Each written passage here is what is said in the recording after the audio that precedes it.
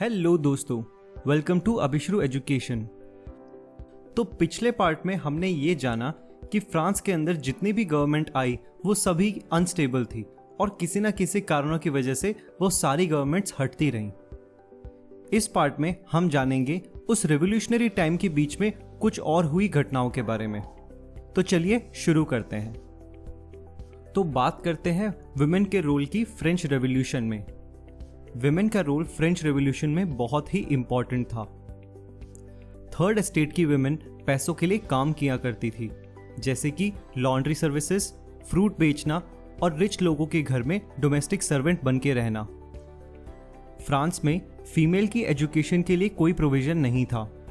First estate, second estate और third estate के कुछ हायर क्लास के लोग ही अपनी बेटियों को एजुकेशन के लिए भेजा करते थे और थर्ड एस्टेट की फीमेल की एजुकेशन के बाद जबरदस्ती शादी करवा दी जाती थी।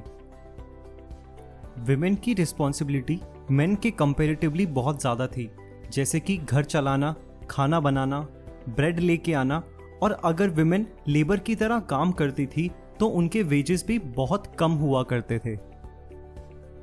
जिस वक्त जैकोबियन क्लब फेमस हुआ उस वक्त फ्रांस के अंदर बहुत सारे फीमेल क्लब भी बने, जिसमें सबसे फेमस फीमेल क्लब था the society of revolutionary and Republic women, जिनकी बेसिक डिमांड थी कि विमेन को भी वोटिंग राइट्स मिलने चाहिए।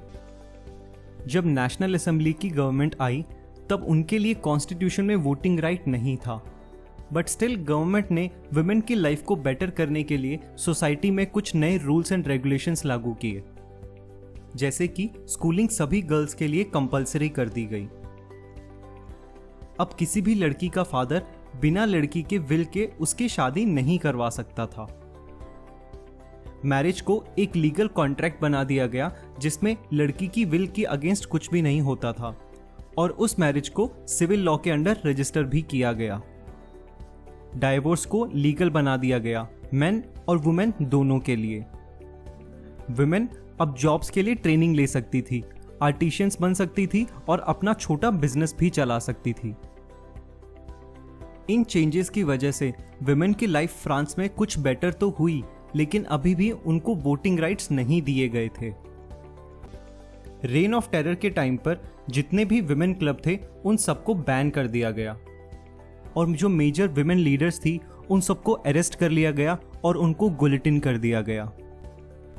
एटलीस्ट 200 ईयर्स के स्ट्रगल के बाद विमेन को फ्रांस में फाइनली वोटिंग राइट 1946 में मिला और इस इवेंट के बाद उनकी लाइफ फ्रांस में कुछ पहले से बेटर हो गई। अब बात करते हैं स्लेवरी के बारे में।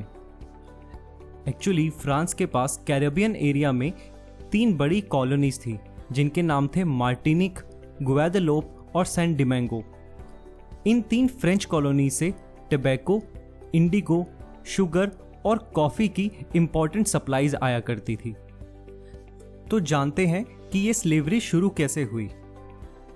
यूरोप के लोगों ने अपने होमलैंड को छोड़कर किसी फॉरेन लैंड पे जाके प्लांटेशन वर्कर्स की तरह काम करने के लिए मना कर दिया था और इसी वजह से टबैको, इंडिको, शुगर और कॉफी की क्रॉप प्रोडक्शन बहुत कम हो गई थी और इस प्रॉब्लम को सॉल्व किया ट्रायंगुलर स्लेव ट्रेड ने, जो कि यूरोप, अफ्रीका और अमेरिका के बीच होता था।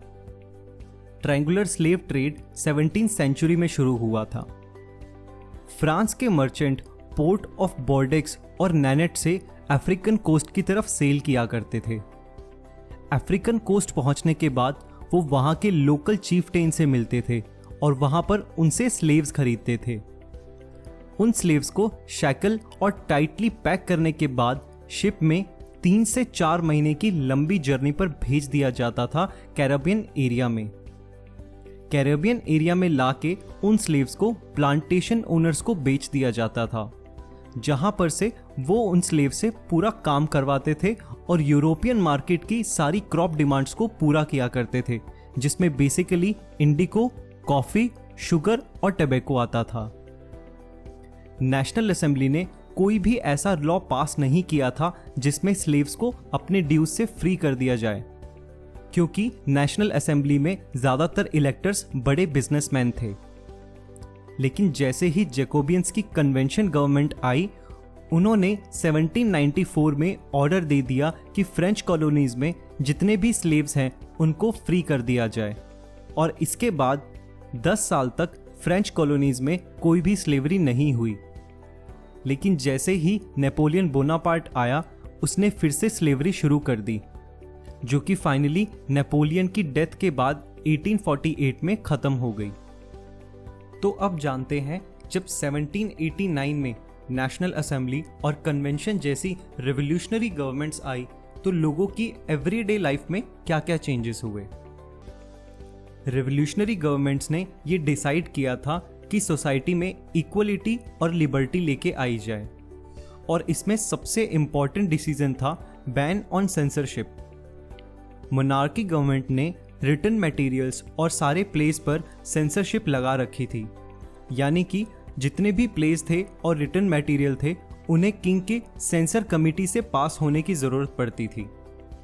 लेकिन जब रेवोल्यूशनरी गवर्नमेंट आई तब फ्रीडम ऑफ स्पीच और एक्सप्रेशन एक नेचुरल राइट बन गया।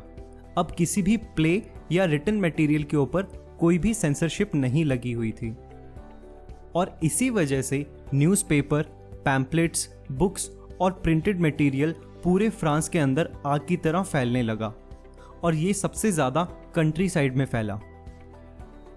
तो अब बात करते हैं नेपोलियन बोनापार्ट के डिक्टेटरशिप के राइज की। 1804 में जब लास्ट रेवोल्यूशनरी गवर्नमेंट अनस्टेबल हो गई थी तो नेपोलियन बोनापार्ट ने अपने आप को फ्रांस का एम्परर क्राउन कर लिया था, और उसके बाद जैसे जैसे उसकी ताकत बढ़ती गई वो नेबरिंग कंट्रीज को कॉन्कर करने के लिए निकल गया। लेकिन 1815 के अंदर उसे वाटरलू की लड़ाई में हरा दिया गया था। तो इस पार्ट में केवल इतना ही। अगले पार्ट में हम चैप्टर की समरी और चैप्टर की टाइमलाइन समझेंगे। अगर आपको ये टॉपिक समझ में आया हो तो वीडियो को ज़रूर लाइक कीजिए। टॉपिक से रिलेटेड अगर आपके पास कुछ क्वेश्चंस हैं तो उसे नीचे कमेंट सेक्शन में हमें बताइए। अभिश्रु एजुकेशन को ज़रूर सब्सक्राइब कीजिए और साथ में बेल आइकन को प्रेस कर दीजिए, सो दैट जैसे ही नया पार्ट आता है आपके पास नोटिफिकेशन आ जाएगा। तब तक के लिए अपना ध्यान रखिए, मिलते हैं अगले पार्ट में। बाय।